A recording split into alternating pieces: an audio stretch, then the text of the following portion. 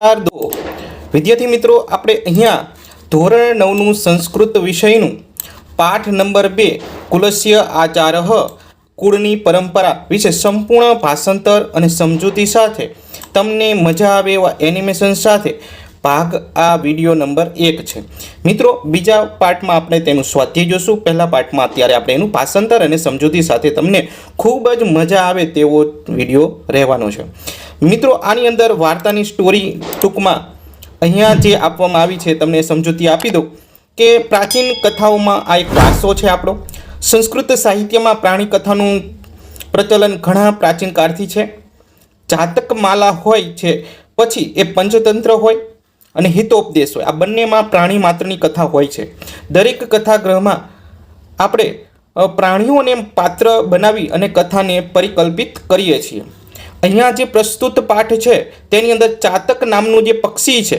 માત્ર વરસાદનું જ પાણી પીવે છે તેના કુળનો આચાર એટલે કે પરંપરા છે ચાલો એના વિશે જાણીએ એક ચાતક શિશુ આસિતઃ સ એકદા તૃષિયા પીડિતઃ જનન્યઃ સમીપમ વજ્રતી વદતી ચ એક ચાતકનું બચ્ચું હતું તે એકવાર તરસથી પીડાયેલું અને પોતાની માતાની પાસે જાય છે અને કહે છે અંબ તૃષામાં પીડિયતી અહમ જલમ પાતુમ ઈચ્છામી સંપ્રતિ મેઘ જલમ ન મિલતી અતઃ તડાંગ જલમેવ પાતુમ ઈચ્છામી હે માતા મને તરસ પીડી રહી છે એટલે મને ખૂબ જ તરસ લાગી રહી છે હું પાણી પીવા ઈચ્છું છું અત્યારે વાદળનું પાણી મળતું નથી આથી તળાવનું પાણી જ પીવા ઈચ્છું છું नेक्स्ट जननी वदति बालः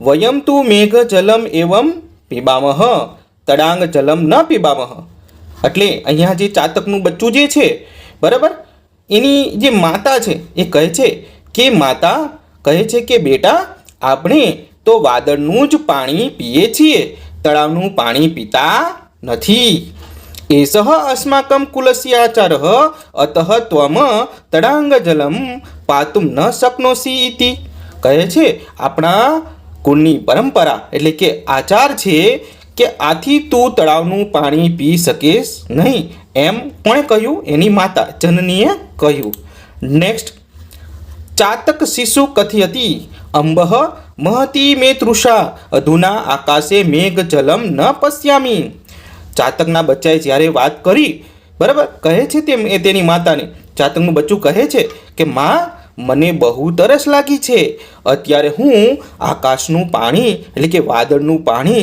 જોતું નથી એટલે કે મને દેખાતું જ નથી દૂર દૂર સુધી ક્યાંય વાદળા દેખાતા નથી તો મને વરસાદનું પાણી ક્યાંથી મળશે કદા મેઘ વર્ષંતી કદા અહમ જલમ પી પાતુમ શક્નોમી ઇતિ ન જાનામી અતઃ તૃષ્યા પીડિત અહમ તડાંગ જલમ પાતુમ ગચ્છામી કહે છે કે ક્યારે વાદળ વરસે ક્યારે હું વાદળાનું પાણી પી શકીશ તે હું જાણતી નથી આથી તરસથી પીડાયેલું હું તળાવનું પાણી પીવા માંગુ છું કે જાઉં છું નેક્સ્ટ જોઈએ જનની પુનરપી ચાતક શિશુ બોધયતી બાલઃ ન અયમ અસ્માકમ कुलाचार सदैव रक्षतिम एवं अतः तडांग जलम पातुम न अर्षि तृष्या सहन कृत्वा मेघ प्रतीक्षा कर्तुम अर्षि त्वम माता फरी એને સમજાવે છે ચાતકના બચ્ચાને કે જો માતા કહે છે પણ ચાતકનું બચ્ચાને સમજાવે છે કે બેટા આ આપણા કુળની પરંપરા નથી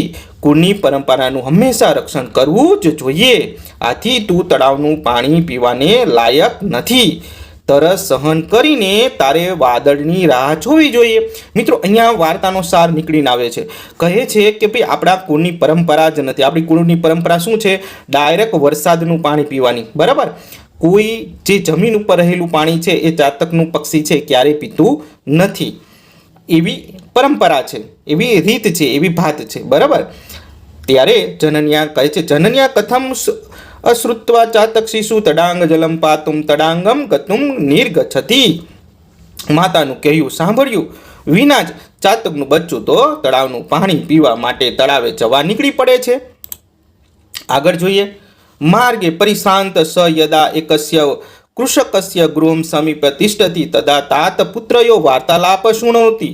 શું કહે છે? અહીંયા તમે જોઈ શકો છો, આ ચાતકનું બચ્ચું છે, અહીંયા એક પિતા છે, અહીંયા એનો એક દીકરો છે. રસ્તામાં થાકેલું તે બચ્ચું જ્યારે એક ખેડૂતના ઘરની પાસે ઊભું રહે છે ત્યારે તે પિતા અને પુત્રની વાત સાંભળે છે. કૃષક વૃદ્ધ મરણાસન્નમ આસ્થિતઃ તસ્ય સમીપ સ્થિતઃ તસ્ય પુત્રઃ તસ્મે કૃષકાય કથયતિ. ખેડૂતનો ગરડો અને મરણ પથારીએ પડેલો હોય હતો તેની પાસે રહેલો તેનો પુત્ર તે ખેડૂતને કહે છે. શું કહે છે મિત્રો? કે તાતઃ અદ્ય માર્ગે મયા ધનસ્યુત પ્રાપ્ત તસ્ય દર્શનાત આનંદ જાતઃ. પિતાજી, આજે રસ્તામાં મને ધનની થેલી મળી, તેને જોવાથી મને આનંદ થયો. તેન મદિયમ દારિદ્ર્ય નષ્ટ ભવિષ્યતિ ઇતિ વિચાર્ય ધનસ્યુત ગ્રહણાય અહમ હસ્ત પ્રસરાયમ. તેનાથી મારી ગરીબાઈ દૂર થશે એમ વિચારીને ધનની થેલી લેવા માટે મેં હાથ લંબાવ્યા.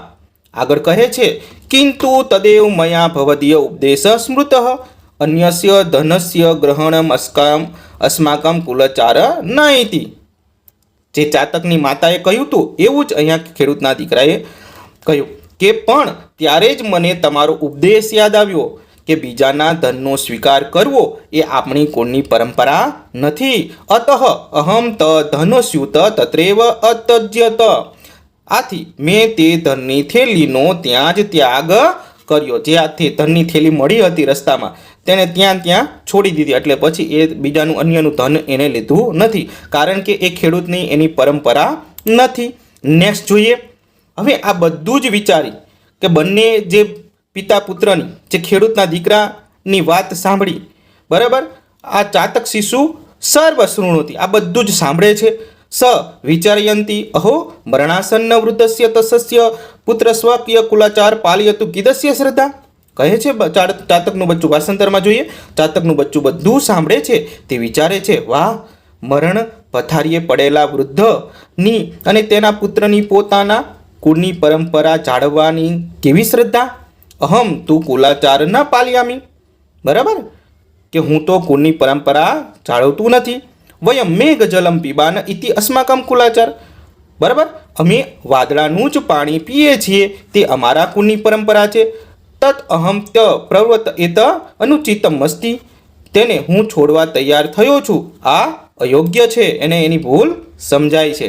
ન ચિંતિયતી તે, અને તે વિચારે છે કે પશવ પક્ષિણેશ્ચ માનવશ્ચ સદ્યશયઃ રક્ષંતી કુર્વાન કુલાચારમ રક્ષામી કુલમાત્મનઃ. એટલે કે સારા આશયવાળા પશુઓ પક્ષીઓ મનુષ્ય પોતાના કુળની પરંપરાનું રક્ષણ કરે છે, હું પણ મારા કુળનું રક્ષણ કરીશ, આવો વિચાર કરે છે. અને આગળ જુઓ તમે શું થયું.